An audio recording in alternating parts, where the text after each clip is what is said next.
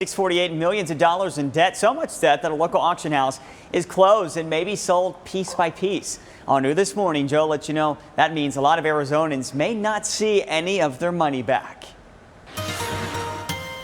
We collect wedding vases. She calls these keepers, but a few months ago, Meredith Moore did try to sell other belongings, part of a family estate, and trusted Levine Auctions to do it. I'd have over 100, maybe closer to 200 individual items. Many sold. Meredith says she's due more than $3,800, but now she's just one of hundreds trying to get anything back, and that may have just become much harder. Levine now faces Chapter 7 bankruptcy, converted from Chapter 11. So instead of a repayment plan, Chapter 7 means out of business, assets sold, and most money going to creditors due a lot more than Meredith. Like the hearing scheduled in this Mesa courthouse, a business trying to garnish Levine's wages for $229,000 owed.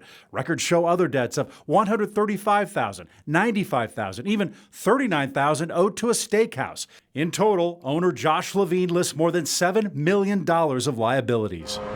On this day, no one's at Levine's Auctions in Phoenix. In a statement, Levine says the bankruptcy conversion was a court decision. I believe that the return to creditors and consignors through Chapter 11 proceedings would have far exceeded what they may receive upon the closure and liquidation. I was stunned. Hearing the extent of the debt and that Levine sought bankruptcy help just a month after she signed her contract, Meredith believes she should have been warned. At that point, when they took my items, they should have disclosed to me that there was a chance that there might be a problem.